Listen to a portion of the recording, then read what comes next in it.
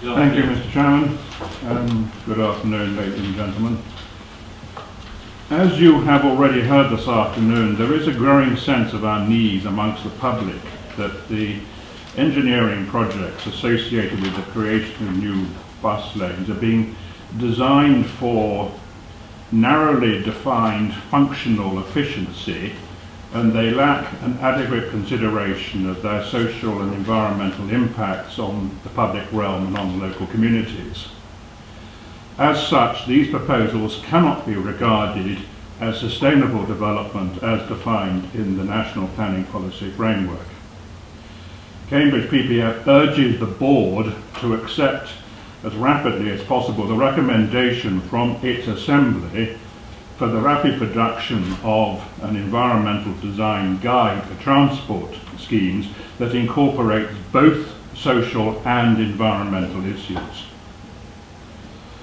Second point I would make is that we are becoming increasingly concerned about the manifest disconnect between the various infrastructure engineering projects and the search for an appropriate demand management scheme to alleviate congestion across the whole city.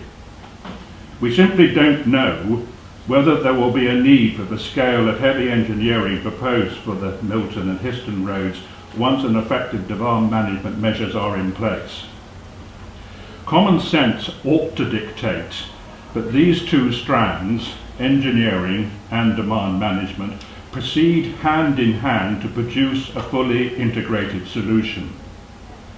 The reassurance that the consultant's review of the core evidence will in some mysterious way be woven into these engineering projects at some future date is a manifestation of bad planning.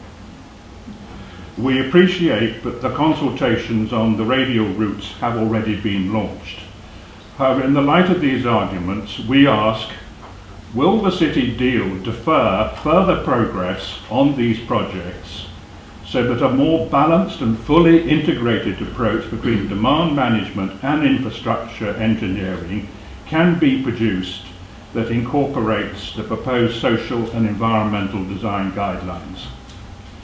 And if I may have a follow-up, assuming that your answer is no, there is no deferral, can I then as a follow-up ask the question, why not?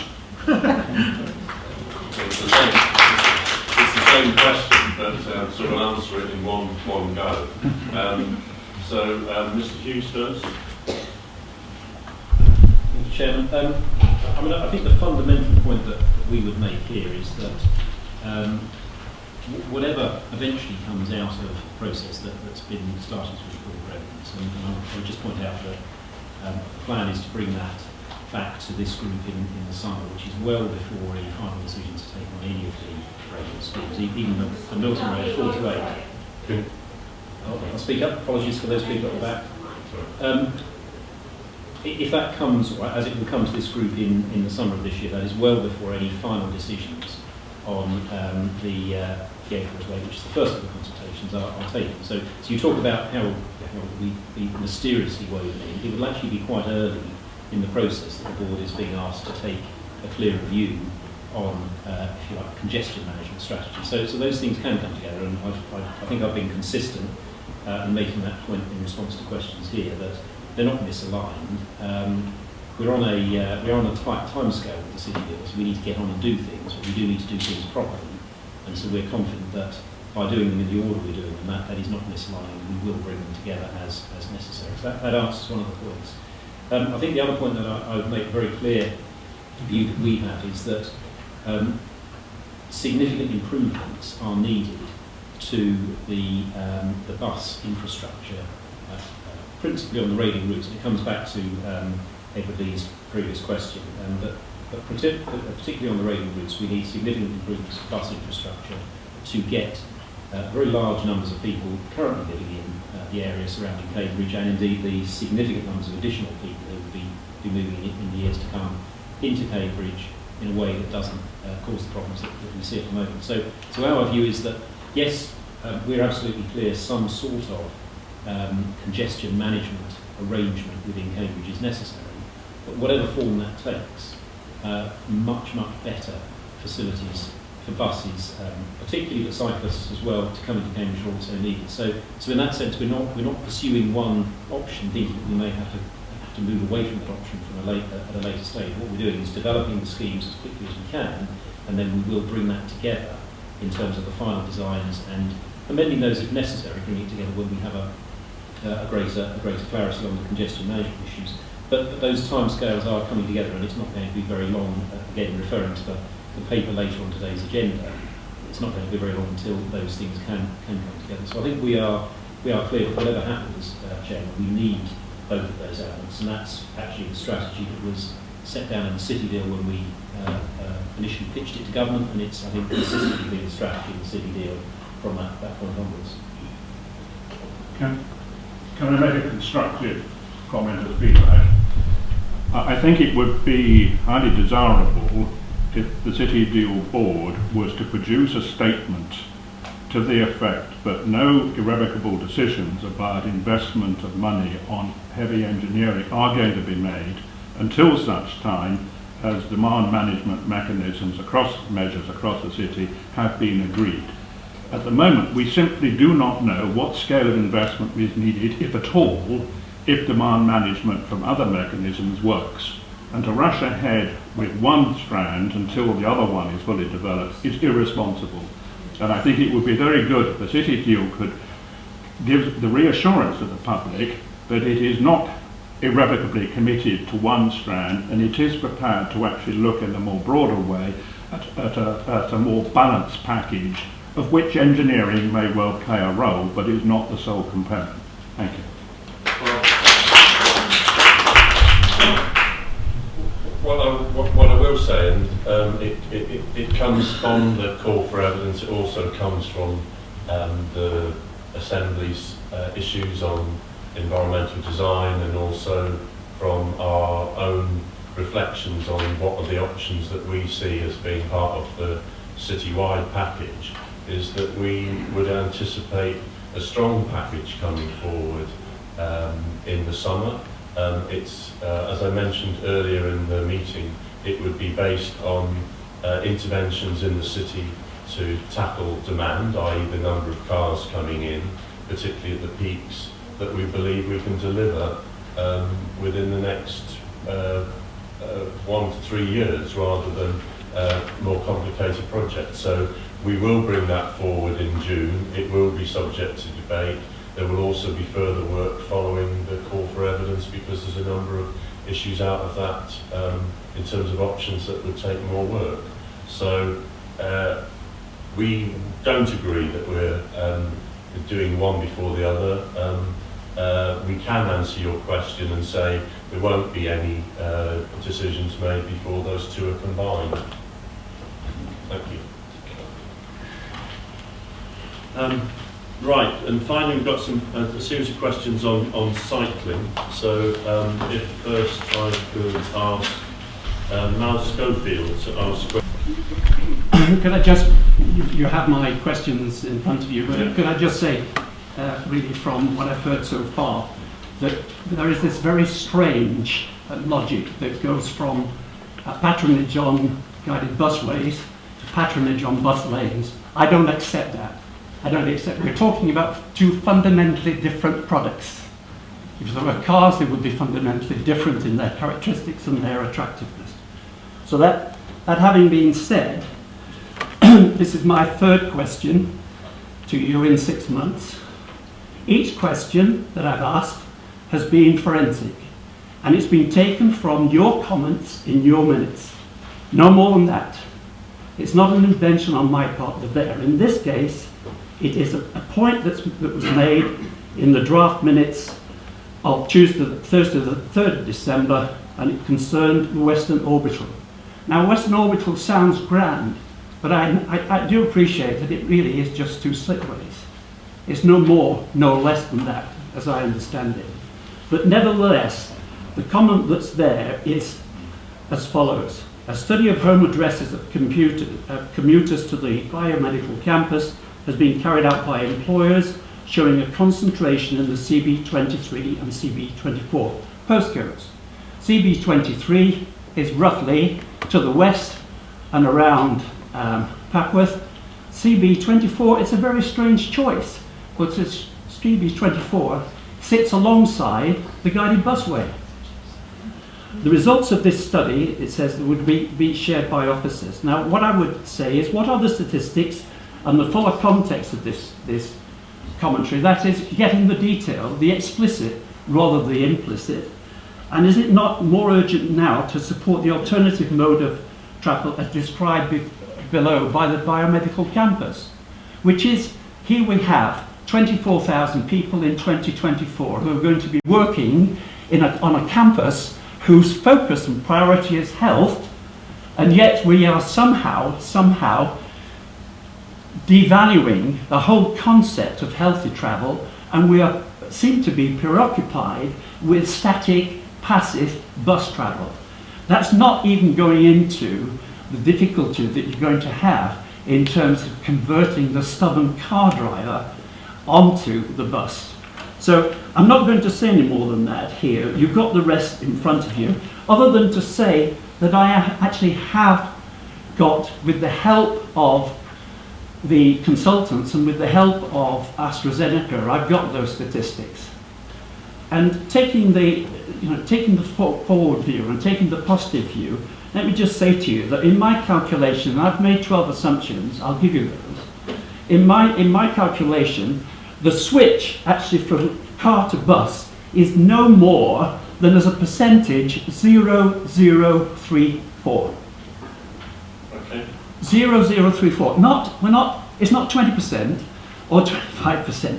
It's minimal. It's minimal. And I just don't understand how we're in this investment fixation, really, which is around bus lanes, as already has been stated, and not actually just thinking quite seriously about traffic, congestion, and improving cycling. And that's why I think you probably put me at the head of this particular group. Thank you. No, I appreciate your question covered other issues, but it was in the core of it where we're obviously focusing down now on cycling. Mr. Hughes, have you got any? Could you respond in terms of the points that are in the analysis on the biomedical campus? Chairman, I'm not entirely sure what specific points. I mean, I've listened to Mal, and I mean, Mal and I talked quite a lot. Maybe not so much recently, we have talked a lot in the past. I mean, I understood. I mean, the point you were making was about healthy travel and cycling and so on. And you've seen the statistics. I think the initial question that was raised in the written paper was around where did that information come from. And I think from what you say, you've now gathered that. So it was. Sorry, it's much more that it's challenging the implicit assumption that a Western orbital strengthens the case, which is arising from these statistics. The premise is that there's a significant number of people who would live in CB23 and CB24 and work on the biocampus site and would opt to take the bus rather than use their car. I mean, I think, and Jeremy, you may have some more detailed points to add in a second, but I think the Western orbital work is at a very, very early stage at the moment in terms of developing the proposals. And so, I mean, I think, again, you're basing it on the particular the biomed campus work and the people who are going to that site. I mean, actually, a point I was going to make in terms of one of the earlier questions, I think Gabriel Fox, but I mean, another one of the key elements of the City Deal package is around orbital capacity, because then that allows people to distribute right the way around the city without, in terms of buses going into the city centre. So I think, unless Jeremy, you've got any more specific numbers to add. I mean, I'd be happy. Me and Jeremy would be really happy to talk outside of here about the specifics of the work you've done. But I think, on the Western orbital, we are still at a very early stage. I mean, all of these schemes, as I think the board knows, all of these schemes have to develop. Or they have to have developed from a viable business case before the board can make any decisions to invest in that business case will involve sufficient users if we're talking about bus lanes to justify costs. So there is an absolute point in there that we have to demonstrate that the bus lanes are going to be used and they're justified, and so we will be working on that. So all I would say is there is still a lot of work to do on particularly Western, because it's very early in its development phases. certainly happy to look at your numbers. We will be developing the case, and if at the end of the day there is no business case to do it, then it's not something we can invest in. I think we believe that given where all the growth is going to take place, both employment and housing, we do believe that there is a case to allow traffic to distribute much more effectively around the edge of the city, but we will need to demonstrate that as the scheme comes forward. And if your numbers help us to either think that is the case or isn't the case, then we'd be very happy to work through with you. So maybe we can talk outside of here about that. So they're not my Chair, they're not my numbers, they're the biomedical campuses numbers, rather than my own. What I will do is I'll leave that with you, and then perhaps we can sort of discuss it separately. If that's all right. So when the board, along with the Assembly, looked at the priorities for the first year, we, and I remember Councillor Manning made a big point of it, we realised that we hadn't given enough focus on the biomedical campus. Now, that then splits into several projects, but one of the projects that we're about to publish is the outline proposals for the Western Orbital. So there'll be obviously a dialogue through that. There's also going to be a study of the A1307 come through, and as part of that, I'm confident that we would obviously be looking hard at some of these other routes. Basically, where is the distribution as expected already of employees coming into the biomedical campus, and there may well be some interventions and different options to assist their transport. I don't know if you had anything else, Jeremy, but you seem to be interested in adding. I'll just add a couple of points, Chair. Yeah. I mean, firstly, it was, of course, AstraZeneca who commissioned this work on behalf of, well, mainly themselves, but actually covering all of the current employers at the biomedical campus. And the results are fascinating in terms of what they show about a site that is really maximising its current access by pedestrians, by cyclists and by public transport. The noticeable thing about the public transport figures for the biomedical campus is where there are good bus services going into the campus, they're well used, and funnily enough, where there aren't good services going into the campus, there's virtually no use. In the context of the CB23 postcode, there are of course significant numbers of new houses planned for the Camborne area, but also the Papworth Hospital will be moving to the Addenbrooke site in the next year or two, and all of their staff, many of whom currently live in the Papworth area, will be seeking to get to the campus. At the moment, there is no realistic, or rather, there is no reliable and timely public transport service that will get them there. And whether it is by physical means or whether it is simply by provision of a service, it is fair to say that the employers on the campus are very keen to see such a link provided.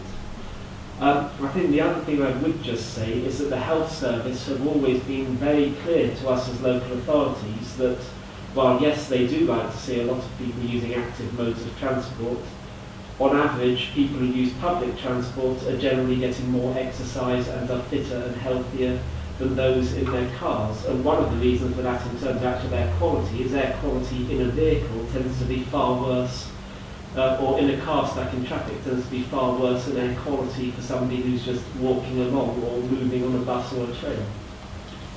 So I hope that small element of also depth of analysis now evidences that we do want to work with the employers on the biomedical campus in Addenbrooke. We recognise that the challenges of our city and transport aren't solely about the centre, and we have to combine quite a lot of analysis and also options to, including your suggestions about park and cycle, to have get to the right answers for the 20,000 plus employees.